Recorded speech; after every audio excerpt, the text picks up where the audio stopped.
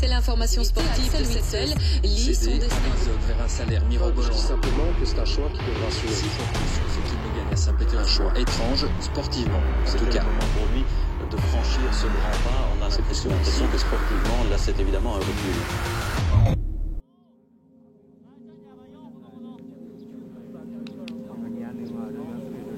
Axel, on connaît maintenant le joueur, le flow, le style, le calme, mais tout ça, il y a eu un commencement.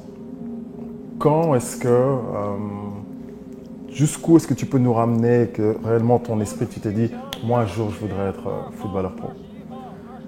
Alors c'est il y a longtemps, je devais avoir l'âge de 9 ans et on montait justement donc à Liège, tu as la fameuse montée pour aller à l'académie. Et donc on montait là-bas avec mon père, donc on était en voiture. Et on roule. Et puis je lui dis, donc dans le rétroviseur, tu vois le stade en fait. Et je lui dis, voilà papa, un jour je vais jouer là-bas. J'avais l'âge de 9 ans. Et je lui dis, voilà, je veux jouer là-bas. Et il me fait, il va falloir vraiment beaucoup travailler. Et c'est vraiment à cet âge-là, à l'âge de 9 ans, j'avais déjà cet objectif, entre guillemets, d'être un jour footballeur professionnel.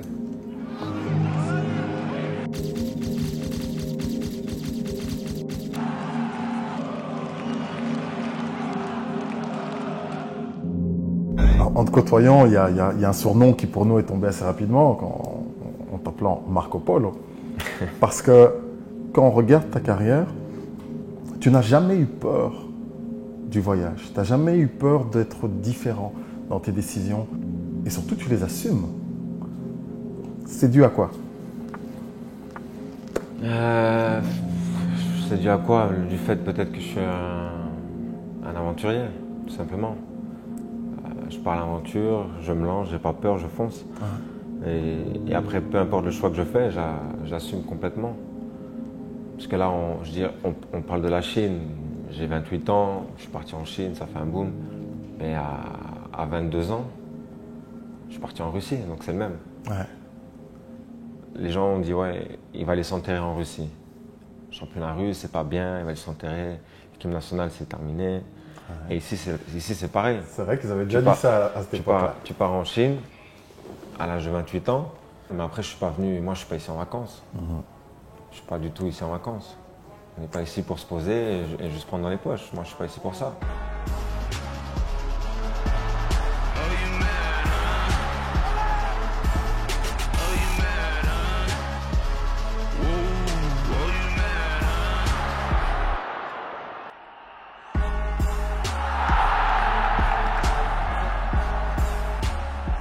When I started to build my team, I started to look around, in Europe, some players, but a lot of players, 32, 33, 34 years old. So for me, it wasn't good because when you are old, you come in this kind of country just for the money. And for me, it was important to find one professional player, one guy can care about, something. Some guys want to win. Yeah.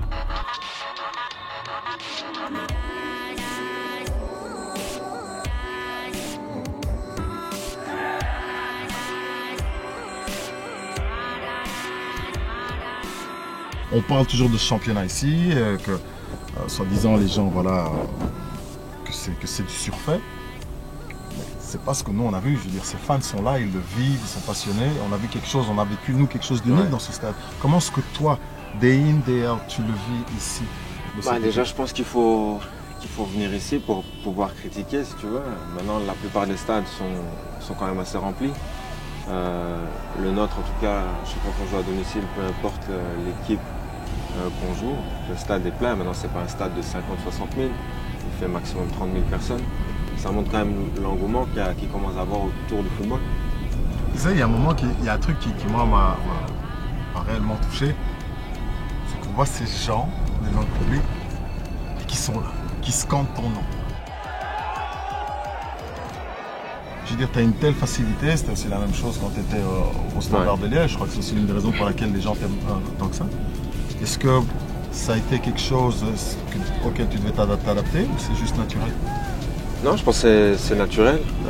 Ça, à partir du moment où notre stade est tout le temps full et ils mettent une superbe ambiance et ils sont toujours derrière nous, que tu perds, que tu fasses match nul ou tu gagnes.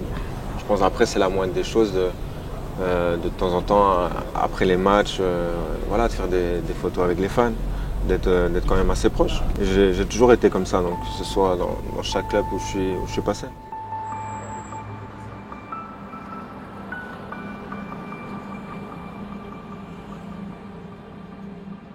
Après, c'est notre rôle aussi à nous, à leur dire comment, allez, on y va, on lève la tête, tu vois. Et on dit on est bien, on continue comme ça. Il faut juste mettre le premier. C'est le premier le plus dur à mettre. À partir du moment où tu mets le premier, continuer comme ça déroule.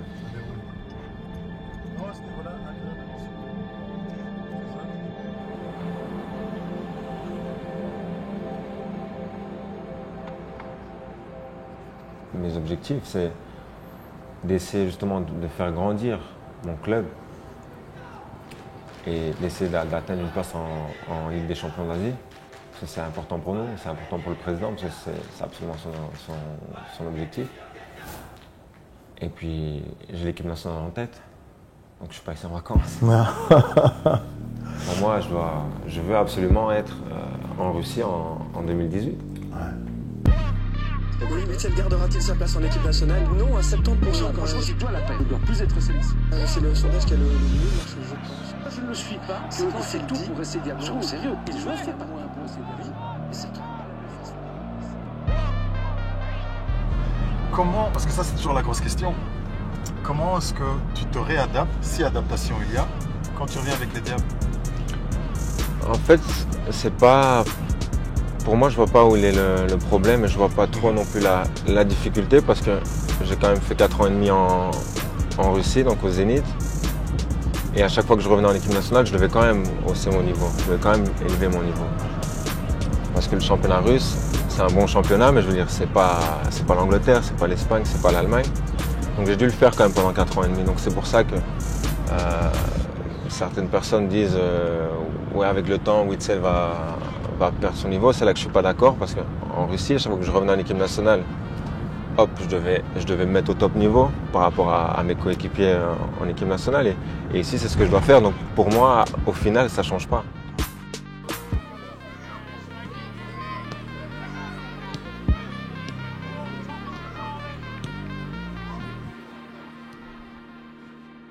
He needs to just enjoy the game because I think outside he's red, he's red, and he here is very strong. Okay. I think he have a big support. His family is very nice, it's beautiful, have kids, I know the kids, and he deserves everything in his life. J'ai besoin de ça. Tu sais, être au quotidien avec tes enfants et ta femme, c'est ce qu'il y a de plus beau, d'être tous réunis. Donc, je veux dire, je ne serais pas venu ici si, exemple, ma femme m'avait dit la Chine c'est loin, c'est compliqué. Donc, je pense que c'est important parce qu'aussi, entre guillemets, on vit comme sur une autre planète parce que tu sais, tu veux même appeler la famille qui est en Belgique, que ce soit ton père, ta mère ou ta soeur. Tu te lèves ici le matin, c'est la nuit en Belgique. Donc ça aussi, c'est pas facile. Donc c'est important d'avoir ta famille au quotidien et puis vous avez un peu été dans la ville. On a tout réuni pour que la famille soit bien ici. Ouais. Je vois pas où il y a le souci. Ouais, c'est clair. Tu vis à Tianjin ou que tu vis à Liège ou à Bruxelles, c'est pareil. Ouais, c'est sûr.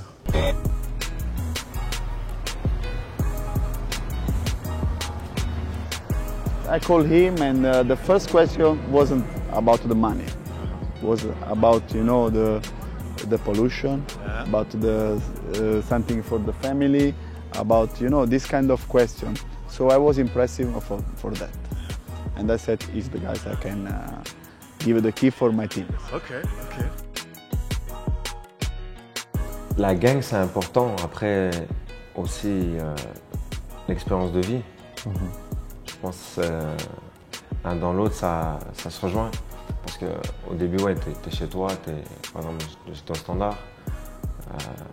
T'es chez toi, t'es à la maison, t'es dans ton pays, mais après, tu pars, tu voyages, tu fais l'aventurier, Marco Polo. Et ça aussi, tout ça, le fait d'avoir vécu au Portugal, en Russie, maintenant en Chine, c'est des expériences de vie, extraordinaires. Dire à ma fille, quand elle aura 15-16 ans, elle pourra dire à ses copains ou à ses copines, ah, j'ai vécu en Russie, j'ai vécu en Chine. C'est quand même pas donné à tout le monde. C'est sûr. Et je pense que humainement, et au niveau de l'expérience de vie, c'est important. Tu découvres différentes cultures, différentes mentalités. Pour toi, quelle est la plus-value que la famille t'apporte même encore aujourd'hui dans ton quotidien? Les valeurs, de toujours savoir d'où tu viens. Je pense que c'est important. Tu peux gagner, que ce soit 1 euro, 10 000 euros ou des sommes astronomiques. Il faut toujours rester les pieds sur terre. Il y a eu un certain boom avec mon transfert ici en Chine, mais je veux dire, aujourd'hui, j'ai toujours la même vie. Je n'ai pas changé pour autant, même si je gagne 10 fois mieux ma vie. Et je pense que c'est des valeurs que mes parents m'ont inculquées et qu'il faut garder. Après, c'est dans ma mentalité de savoir d'où je viens, de rester le même. Je veux dire, aujourd'hui, je fais pas. Il y a un magasin qui est ici pas loin, je vais faire mes courses, j'y vais à pied, par exemple. Donc c'est des choses que, pour moi, c'est tout à fait normal. Donc j'ai pas changé de vie pour autant. Dans 20 ans, qu'est-ce que tu voudrais dans 20 ans. qu'on dise de toi? Qu'on dise de moi dans 20 ans que j'ai pas changé, que je suis toujours le même. C'est ça, bah. Et ça me suffit. Tout simplement. Grand merci, Franck. Ouais. Grand merci.